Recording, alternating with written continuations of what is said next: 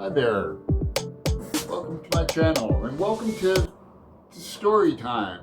But before I start telling stories, I want to give you a little background on what we're doing. Randy, Ray, and I at Literate Texan. Randy sent me the first Carlos Castaneda book, The Teachings of Don Juan, and a Quiet Way of Knowledge. And I read this when I was a wee lad, when I was a young man, like in junior high school. And I also have, this is the third book. I don't have the second one, Separate Reality, but I'm going to get it because unbeknownst to Randy, we're going to read the trilogy.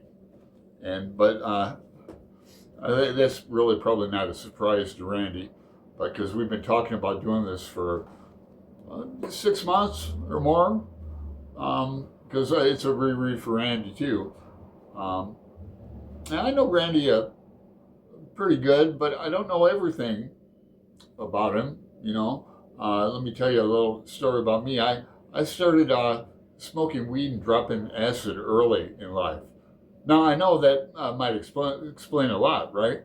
But I really did. The guy who turned me on to this book was like, well, at least 3-4 years older than me, because he was like the age of my cousin, who turned me on to the Beatles and things like that.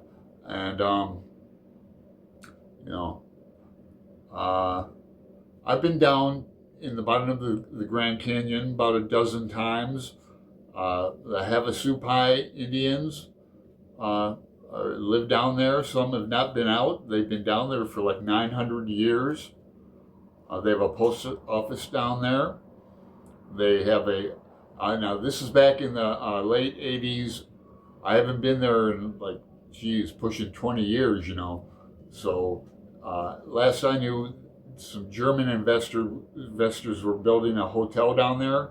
But when I went down, this is like the south rim of the Grand Canyon, drive up from Phoenix, go through Flagstaff and Seligman, Arizona.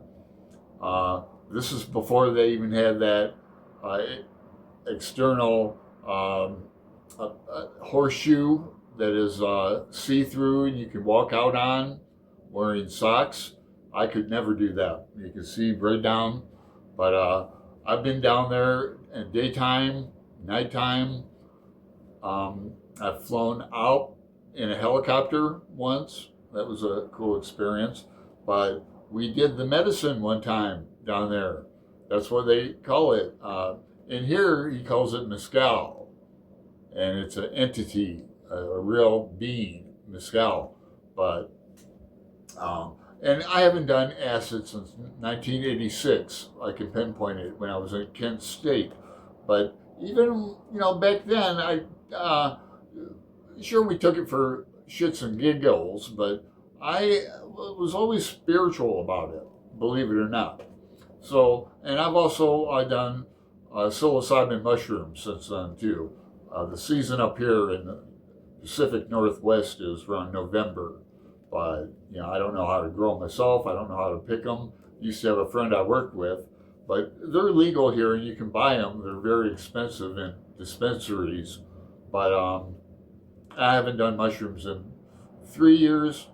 So anyway, my experience with doing the medicine, peyote, was not like altered states. It wasn't a liquid. It was just buttons, and in the Native American church, they can get peyote legally here. I know people who have do it. I would never do it on my own. I feel I would probably lose my mind. But this time that I did it, I even have I wrote a poem about it. I'm not going to read the poem. It's a long one, but published a long time ago, a couple times, called Adventures with the Supai. Havasu is the falls and the waterfall.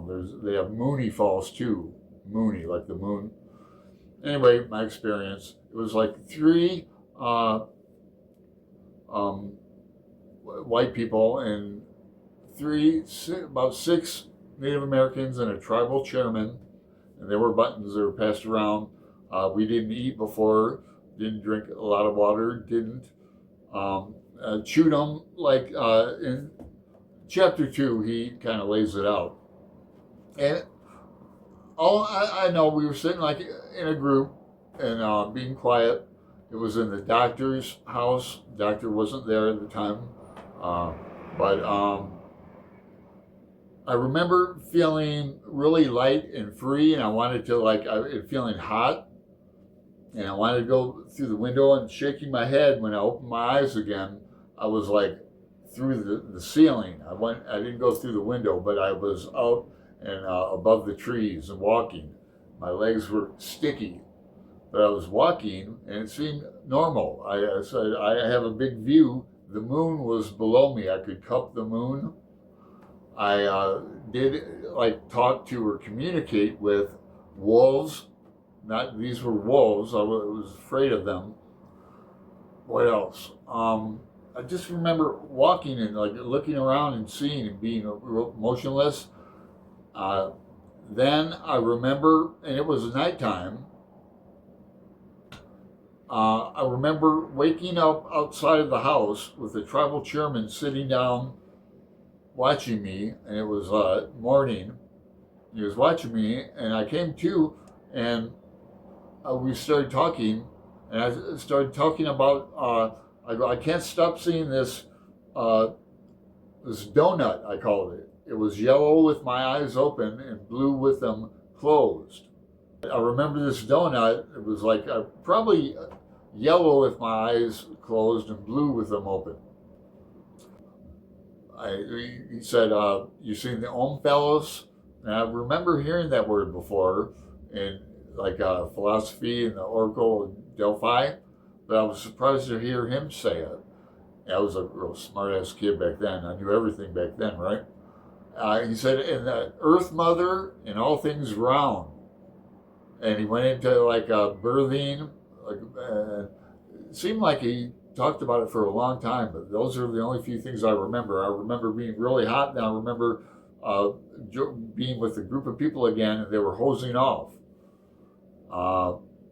And when I hosed off, it was summertime. I felt cleansed, like a magical cleansing.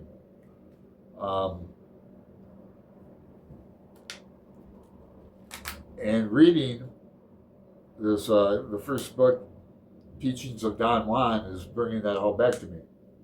Have you ever read any Carlos Castaneda? What do you think? Do you think it was a big hoax?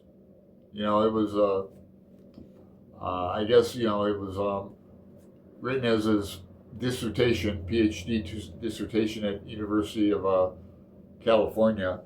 And then later it was found to be fiction, made up. The Anthropology Department of University of California, Los Angeles, so UCLA. What do you think? I still think it's valid knowledge and information, and I enjoy reading it. And I have a playlist on Castaneda, and I have a playlist on Native American things too, like sweat lodges and things like that. Let me know in the comments. Talk to you later.